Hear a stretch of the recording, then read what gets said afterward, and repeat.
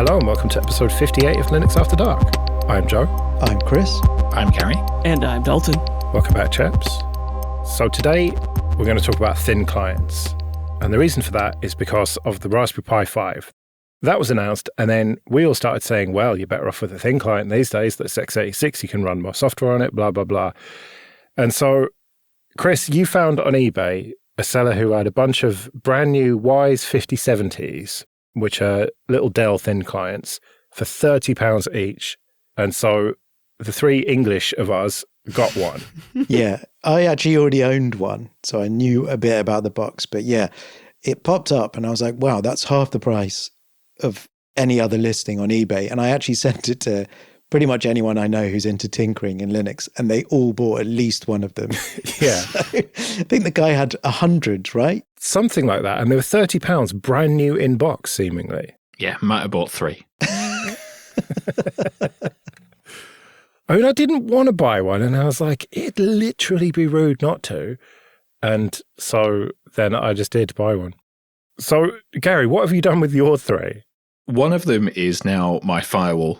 It's running pfSense, don't shoot me. And that was because Chris put me onto an M.2 gigabit NIC adapter and then a really cheap 3D printed bracket that you could put where the VGA connector goes on the 5070. So I almost immediately bought one of those as well and put that into service as my Firewall. And it's basically been sitting at 1% CPU utilization since I put it in on a 500 meg down, 100 meg up connection. So, yeah, it's massively overpowered for that. But I was using a shonky Unify device before that the fan was kicking in all the time. It was running hot. It was crashing. And this has pretty much solved that problem for me. Yeah, these are passively cooled. We didn't mention that or any of the specs, but it's an Intel Celeron. And these came with 8 gigs of RAM for your 30 quid. That is massively of a spec for a router. But have you checked the power usage of this thing? Because I have. Yeah, it's like under 10 watts, basically, which is pretty good. Well, I saw it idling at one point at 1 watt. I think my desktop sleeps at 1 watt. Yeah, they are incredibly efficient and obviously a lot more flexible than the Unify device I had. And they came with like a 32 gig MSATA card in them as well for storage, which has just been perfect for installing pfSense on and running it. So yeah, that one's now been in service for maybe 2 months and it hasn't skipped a beat. You've presumably got about 95% disk left. Yeah, something like that. I mean, it's literally got pfSense on it and nothing else. So yeah, massive overkill. Have you not thought to do other stuff with it on the same box? I did originally consider virtualizing pfSense on it and then running a couple of other bits like a Unify controller for access points and switches, but I decided against it just because I didn't want to add a layer of complication. But that probably leads nicely on to what I did with the second one, which was I replaced my home server with one. So obviously did a little bit of upgrading. So replaced the 32 gig storage with 128 gig storage. And a lot of my other storage has historically been over NFS anyway. So that wasn't too much of an issue. And this thing is running every single service in a container that I was previously running on an i5 8500 based machine. So it's kind of crazy the amount of power it has. And it sort of led me down this rabbit warren of, okay, well, now I can just use the GPU because I haven't got to worry about GPU pass through for quick sync into a VM like I used to before for media transcoding. And I wonder what else I can run on this thing. And it's sort of led me down this really bad path of searching for these low power Intel CPUs and what are they capable of that I hadn't really considered before. Because I think I'd just gone, these Celerons are just junk. I'm not going to touch them from past experience of Celerons. And it turns out I was wrong. These things are incredibly capable. Well, yeah, as we've got to a stage where you got a 14900K at the very top end of Intel that is just ludicrously powerful, albeit not even much more powerful than the 13900K. But the whole range has just been pushed up to the point where even the low end stuff is perfectly capable for server applications, well, home server applications. Yeah, I wouldn't want to run enterprise stuff on it, but this thing is running Plex, it's running Nextcloud, it's running my Unify controller, it's running a whole bunch of stuff. Image, which is like the self-hosted Google Photos alternative that still does machine learning stuff to do face detection and everything else. And it's all running absolutely fine on this box. Obviously, storage is a little bit of an issue if you don't want to run it over NFS like I am. But yeah, if you don't need that much local storage, it's a perfect little home server box. So maybe you wouldn't run enterprise stuff on this, but certainly small to medium businesses run on devices like this all the time. My Synology box is a Celeron J3455, I think. And it does machine learning stuff and everything you've mentioned, except it has a nicer coat of paint, I guess. Yeah, and an OS. I think that's the... We I think, sometimes take for granted our abilities in a broader sense. Obviously, the listenership of this podcast is on the same page to a certain degree. A lot of people listening out there will be, but one of the advantages of those nice shiny Synology boxes, because I think the DS220 Plus has almost the same CPU as this little Wyse box in it, but you do get a software support stack, Synology Hybrid RAID, which Dalton has a very good blog post on. You should have a look at, because he tried to break it and couldn't. So that's what you're getting. Although, I mean, the markup, even now, I think a DS220 Plus is about, what is it, like 300 quid without drives, maybe 200 in a sale, brand new. £30 this box was.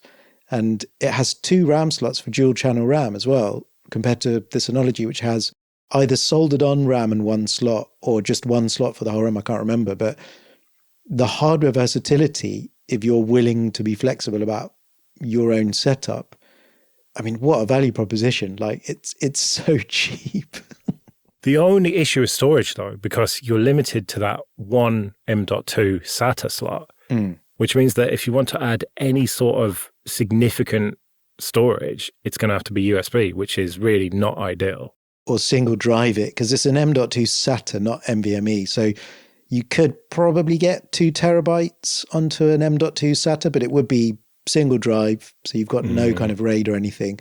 It really would be for stuff that you're backing up and isn't critical. There are other 1 liter boxes that have 2 slots in, but thin clients, let's not forget their original uses to sit on a Visa mount behind a display waiting for a receptionist to start work in the morning. They're passively cooled and low power because they're never turned off. They have 1 drive in. Often it's eMMC, you kind of replace it, but this one has a replaceable drive. But that's the reason they're cheap. I think they had some kind of local council sticker on. Everyone that sent me a picture of the box, they'd been stickered up to be deployed and never deployed. That's why they were brand new. Yeah. And they're at the end of the Dell support cycle. So that's why, people selling them look at them and think they're not supported by Dell. Everyone wants the new lease ones. So yeah, 30 quid seems like a fair price. Where in fact they're supported by LVFS. So FWAP-D Manager updates the firmware for you. Yeah, and there are slightly higher spec ones as well. Like, I ordered the third one that I ordered for 30 quid from a slightly different seller. So this wasn't new in box and it was missing the power supply, but it's just the standard Dell laptop power supply that they run with, which I've got loads of in the stack. So I didn't worry about that. And that one came with a Pentium, I think it was an J5005 or something, like a slightly higher end CPU, 16 gigs of RAM, and a 512 gig mSATA, also for 30 quid. So that one is probably usable for a lot of desktop tasks as well. It feels like someone's losing the plot on what a thin client is for. Aren't these things just supposed to run like Citrix Receiver or VMware, whatever they call it, Horizon or something? Yeah. Isn't it supposed to like just stream video? Are we losing the point?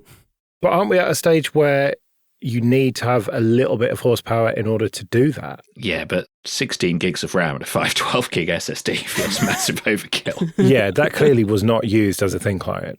No, I don't think it was. I mean, one of the memory DIMMs in it was a Lenovo memory DIMM. So it's clearly had a past life with someone doing similar things to it as I'm doing. But even so, I don't think that you can get a better machine for 30 quid. No, I don't think you can. I mean, I got my 45 quid ThinkPad, but that was because it was slightly dodgy and definitely not brand new in box. But yeah, I tried desktop stuff with it and it was fine. I mean, it's not exactly going to scream along, but for your basic desktop tasks, it was fine. Well, that's exactly where one of mine has ended up, because this week my mum had been using an Optiplex 7010, which is a 3rd gen i5 machine, and she was running Ubuntu on it. She's been using that as a desktop for years, and this week, I don't know, either the power supply or the hard drive gave out. She sent me a photo where it wouldn't boot, and then when it got to me, it wouldn't even turn on. So God knows what's happened to it. But one of mine has ended up just at her house as a desktop machine, and she uses Gmail and LibreOffice to do some invoices for people, and that's it. And it's perfect for those kind of people, which, to be honest, is quite a large proportion of computer users. Yeah, presumably she uses her phone for 90% of what she needs a computer for, and then the 10%, this thin client is fine. Yeah, she sits down once a month, like she's self-employed, to write some invoices for people and print them off and email them, and that's basically it. Like really basic computer use, and it's more than good enough for that. Okay, this episode is sponsored by people who support us with PayPal and Patreon. Go to linuxafterdark.net/support for details of how you can support us too. Linux After Dark is part of the Late Night Linux family, which means that for $10 a month on Patreon, you can get access to an RSS feed that contains all the Late Night Linux family shows without adverts like this. There's also an option to get just this show ad-free for $5 a month. Some of the episodes are even released a day or so early for Patreon supporters. So if you like what we do and can afford it, it would be great if you could support us at linuxafterdark.net/support. I've had one for quite a while. I got it for about £50 or £60, which I think is more commonly the price you'd find them. This was very much like this person doesn't quite know what they've got, and they've got 100 of them, and they've obviously been tasked with slinging them out to make some space. Well, they're certainly sold quickly, so maybe that was more the strategy. He just wanted rid. Yeah, possibly. He knows it's undervalued. But yeah, I had mine under the TV for things that would only work in a web browser. And in fact, it's on the Chrome OS Flex officially supported devices list. So I put that on the eMMC chip, which is soldered to the board. And then I had Ubuntu Mate booting from the SSD. I've since done what Gary's done. I ordered from eBay 3D printing as a service with the 3D model because I don't have a 3D printer. Got this bracket for the second NIC. Ordered that from Mouser Electronics, but I think you get them on AliExpress. And mine's running OpenWRT, much like Gary. The CPU util on the monitoring is usually about 0.03% for my usage.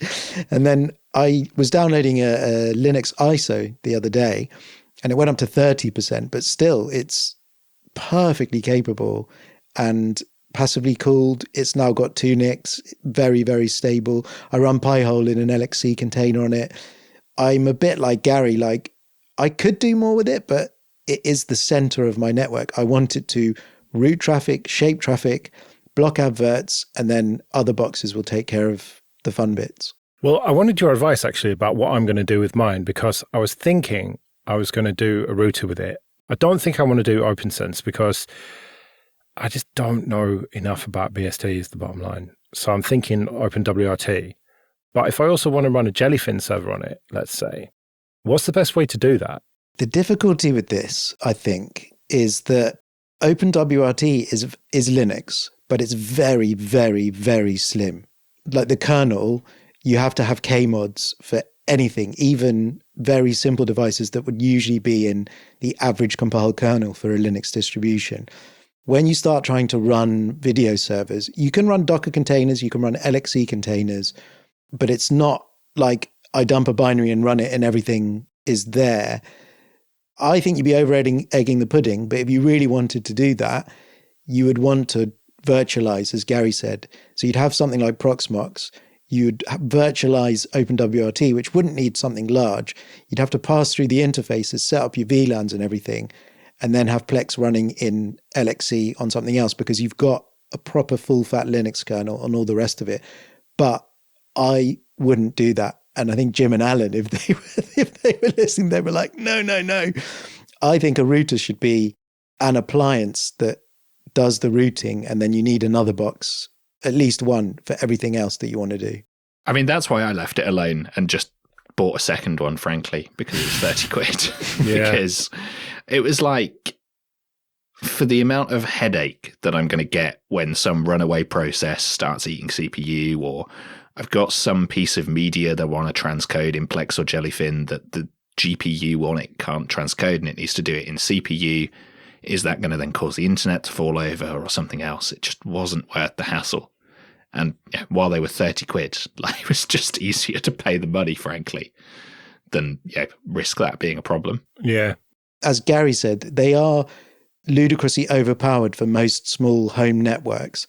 And the thing with routers is it's just a computer like anything else. And you've got your tin pot ARM ones with the hundreds of megahertz MIPS CPU single core, all the way up to, if you want to buy an enterprise box with loads of CPU cores for grunt, everything along that path is extra things you want to do. The reason why I wanted more grunt specifically is I wanted to algorithmically shape the traffic with AQM, SQM, which basically puts all the traffic in DSCP marked tins, and you can monitor this with the logging. It's a bit like Graham's talked about on Late Night Linux before with TC, but it's algorithmic. So it prioritizes the packets based on categorization. So if it's VoIP or if it's a video call, it always goes to the front of the queue. And Cake and Piece of Cake are the two specific implementations of it that are the best, but the most CPU heavy. So when I got my 500 symmetric fiber, if I turned on the Cake Piece of Cake SQM, the speed would top out around 300 megabits per second in both directions because the CPU would be pegged at 100%. Now, I don't need it. It only really comes into play if the connection's saturated. But as Gary said, when these boxes are so cheap, I've future-proofed it. It can probably do that shaping for a symmetric gigabit if I decide to upgrade. So that's why I've done it. But unless you're doing stuff like that, or you're doing stuff like Snort or IDS, very in-depth routing, then you don't need all this extra grunt. And power usage as well is always something that we've got to consider these days. And, I said I saw it idling at 1 watt at some point, but with the Ubuntu desktop installed and the screen on and everything, it was idling at 3 watts, which is still sort of router territory. An ISP supplied router is probably going to use more than that. Yeah. One of the great resources that helps with this stuff is this website, Parky Towers. And I don't know if David Parkinson is still around, but it's parkytowers.me.uk. Maybe Joe put it in the show notes. It has every single thin client up till about 2 years ago, not just a table of specs, but the specs, people who've modded them hardware-wise, whether Linux boots, whether you can upgrade the firmware, all sorts of stuff like that. And it has this page for the 5070.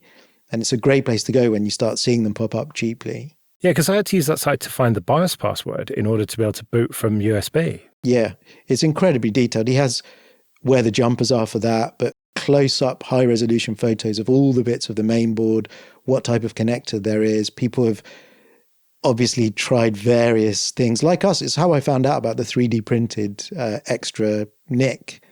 So these kind of resources are invaluable. So I hope that website stays up. It's not the most modern theme, I'll be honest, but it does the job. So when do these thin clients come out? The ones that you've bought cheaply specifically? 2018? 2018, yeah. I'm looking at the page now. Announced May 2018, released December 2018. Most support contracts are 3 to 5 year leases, which puts us exactly where we are now, which is probably why people are shipping them out. Because they come with a thin OS or Windows IoT. And yeah, they have a support lifetime from Dell.